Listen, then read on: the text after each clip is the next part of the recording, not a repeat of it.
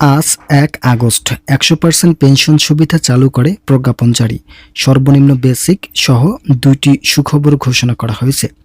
এ বিষয়ে বিস্তারিত আলোচনা করার শুরুতে চ্যানেলটি সাবস্ক্রাইব করে ভিডিওটি কন্টিনিউ করুন। দেশের ২২ লাখেরও বেশি অবসরপ্রাপ্ত সরকারি কর্মী এবং বিশেষ করে শতভাগ পেনশন সমর্পণকারী প্রবীণ নাগরিকদের জন্য অত্যন্ত গুরুত্বপূর্ণ একটি নীতিগত সিদ্ধান্ত কার্যকর হতে যাচ্ছে। বর্তমান অর্থনৈতিক পরিস্থিতিতে নির্দিষ্ট আয়ের উপর নির্ভরশীল এই জনগোষ্ঠীর আর্থিক নিরাপত্তা এবং সুরক্ষা নিশ্চিত করতে একটি উচ্চ পর্যায়ের পর্যালোচনা বৈঠক সম্পন্ন হয়েছে। এই বৈঠকের পর সরকারের সংশ্লিষ্ট মহল থেকে বেশ কয়েকটি সুদূরপ্রসারী সিদ্ধান্তের কথা জানানো হয়েছে, যা প্রবীণ নাগরিকদের জীবনযাত্রার মান উন্নয়নে সরাসরি প্রভাব ফেলবে। সাম্প্রতিক সময়ে জীবনযাত্রার ক্রমবর্ধমান ব্যয় এবং চিকিৎসা খরচ অস্বাভাবিকভাবে বৃদ্ধি পাওয়ার কারণে পেনশনারদের একটি বড় অংশ নানামুখী আর্থিক সংকটের মুখোমুখি হচ্ছিলেন। সে বাস্তবতাকে সামনে রেখেই প্রবীণ নেতারা বেশ কিছু যুগান্তকারী পরিবর্তনের রূপরেখা তৈরি করেছেন। আলোচিত সিদ্ধান্তগুলোর মধ্যে সবচেয়ে বেশি এবং কাঙ্ক্ষিত পরিবর্তন এসেছে পেনশন পুনর্প্রস্থাপন এবং এর সময়সীমা হ্রাসের ক্ষেত্রে। এতদিন ধরে নিয়ম ছিল যে যেসব কর্মকর্তা বা কর্মচারীদের তাদের শতভাগ পেনশন সমর্পণ বা সারেন্ডার করেছিলেন, তাদের পুনরায় আংশিক পেনশন সুবিধা ফিরে পেতে দীর্ঘ ১৫ বছর পর্যন্ত অপেক্ষা করতে হতো।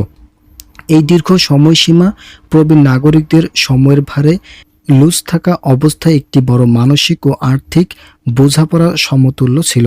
নতুন নির্দেশিকায় সেই অপেক্ষা কমিয়ে সরাসরি ১০ বছরে নামিয়ে আনা হয়েছে। এর মানে দাঁড়াচ্ছে, এখন থেকে যেসব পেনশনারদের সমর্পণের পর ১০ বছর পূর্ণ হয়েছে, তারা অত্যন্ত দ্রুততার সঙ্গে মূল পেনশনের নির্দিষ্ট অংশ পুনরায় পাওয়ার যোগ্য হবেন। এই প্রশাসনিক শিথিলতা হাজার হাজার প্রবীণ মানুষের দীর্ঘদিনের প্রতীক্ষার অবসান ঘটাবে। আপনারা অবশ্যই চ্যানেলটি সাবস্ক্রাইব করে ভিডিওটি কন্টিনিউ করুন। পুনঃ উপস্থাপনের এই নিয়মের পাশাপাশি চিকিৎসা ভাতার পরিমাণেও বড় ধরনের পরিবর্তন আনা হয়েছে। এতদিন চিকিৎসা বাবদ নির্দিষ্ট যে সামান্য অনুদান দেওয়া হতো, তা বর্তমান বাজার দরের সাথে সামঞ্জস্যপূর্ণ ছিল না। নতুন ঘোষণা অনুযায়ী চিকিৎসা ভাতা সরাসরি উল্লেখযোগ্য পরিমাণে বৃদ্ধি করা হয়েছে। উদাহরণস্বরূপ বলা যায়, কোনো পেনশনারের পুনঃস্থাপিত মূল পেনশন যদি ১০,০০০ টাকা নির্ধারণ হয়, তবে তার সঙ্গে বর্ধিত চিকিৎসা ভাতা যুক্ত হয়ে মাসিক মোট প্রাপ্তির অঙ্ক দাঁড়াবে ১২,৫০০ টাকা, যেখানে পূর্বের চিকিৎসা বাবদ মিলত মাত্র ১৫০০ টাকা। সেখানে এই পরিবর্তনের ফলে প্রতি মাসে অতিরিক্ত অর্থ যুক্ত হবে। এই বাড়তি অর্থ বয়স্ক মানুষের নিয়মিত ঔষধপত্র ক্রয় এবং চিকিৎসার পরামর্শ গ্রহণের খরচ মেটাতে শক্তিশালী ভূমিকা রাখবে। চিকিৎসা ও পুনঃপ্রস্থাপনের সুবিধার পাশাপাশি বার্ষিক ইনক্রিমেন্ট বা প্রবৃদ্ধির নিয়মেও বড় রকমের সংস্কার আনা হয়েছে। মুদ্রাস্ফীতি বা মূল্যস্ফীতির চাপ মোকাবেলা করার জন্য প্রতি বছরের নির্দিষ্ট সময় মূল পেনশনের উপর চক্রবৃদ্ধির হার ৫% ইনক্রিমেন্ট যুক্ত করার সিদ্ধান্ত নেওয়া হয়েছিল। সাধারণ হিসাবের বাইরে এই চক্রবৃদ্ধি পদ্ধতির কারণে প্রতি বছর কেবল প্রারম্ভিক অঙ্কের উপর নয়, বরং পূর্ববর্তী বছরের বর্ধিত মোট অর্থের উপর নতুন করে ৫% হিসাব করা হবে।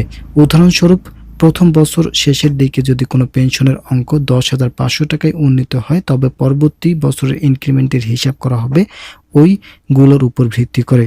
সময়ের আবর্তনে এই ধারাবাহিক বৃদ্ধি পেনশনের আর্থিক ভিতকে মজবুত করবে এবং মূল্যস্ফীতির ধাক্কা সামলাতে সাহায্য করবে। যারা এখন পর্যন্ত আমাদের এই চ্যানেলের নতুন সদস্য আছেন, তারা পরবর্তী আপডেট পেতে চ্যানেলটি সাবস্ক্রাইব করে ভিডিওটি কন্টিনিউ করুন। আলোচিত কাঠামোর দ্বিতীয় অংশের যুক্ত হয়েছে উৎসব ভাতা এবং বৈশাখী ভাতার মতো সামাজিক ও সাংস্কৃতিক উদযাপনের অংশীদার হওয়ার সুযোগ। অতীতে শতভাগ পেনশন সমর্পণকারী ব্যক্তিরা অন্যান্য নিয়মিত পেনশনারদের মতো সমহারে উৎসবের সুবিধা ভোগ করতে পারবেন না, যা তাদের জন্য একধারে বৈষম্য তৈরি করেছিল। বর্তমান নতুন সিদ্ধান্ত অনুযায়ী এই ব্যবধান দূর করা হয়েছে। এখন থেকে পুনঃস্থাপন মূল পেনশনের উপর ভিত্তি করে প্রবীণ নাগরিকরা বছর জুড়ে নিয়মিত ২ বছর উৎসব ভাতা এবং নির্ধারিত ২০% হারে বৈশাখী ভাতা পাওয়ার অধিকার লাভ করবেন। এই সুবিধার ফলে নির্দিষ্ট আয়ের মানুষগুলো উৎসবের আনন্দ ও পরিবারের সাথে পূর্ণমাত্রায় উপভোগ করতে পারবেন এবং সামাজিক আয়োজনগুলোতে স্বাচ্ছন্দ্যে অংশ নিতে পারবেন। বিষয়টিকে যদি একটি গণতান্ত্রিক ও গাণিতিক উপায়ের মাধ্যমে পরিষ্কার করা যায়, তবে দেখা যাবে যে পেনশনারদের পুনঃস্থাপিত মূল পেনশন যদি ১০,০০০ টাকা হয়, তবে তিনি দুটি প্রধান উৎসবের নির্দিষ্ট হার উল্লেখযোগ্য পরিমাণ অর্থ পাবেন।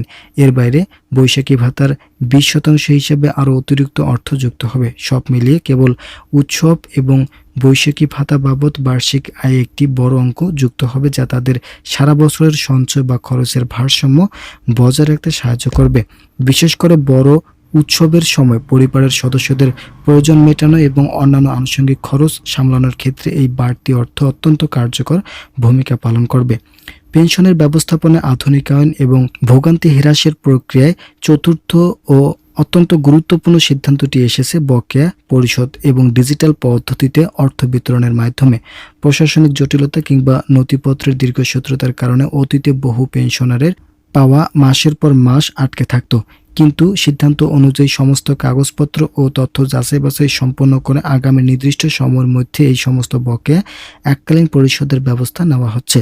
মোট কথা, নতুন যে সিদ্ধান্তগুলো নেওয়া হয়েছে সকল সিদ্ধান্ত এককালীনভাবে সকল কার্যক্রম বাস্তবায়নের নতুন সুপারিশ করা হয়, যাতে খুব দ্রুত সময়ের মধ্যে একবারেই সকল সুযোগ সুবিধা কার্যকর করা সম্ভব হয়।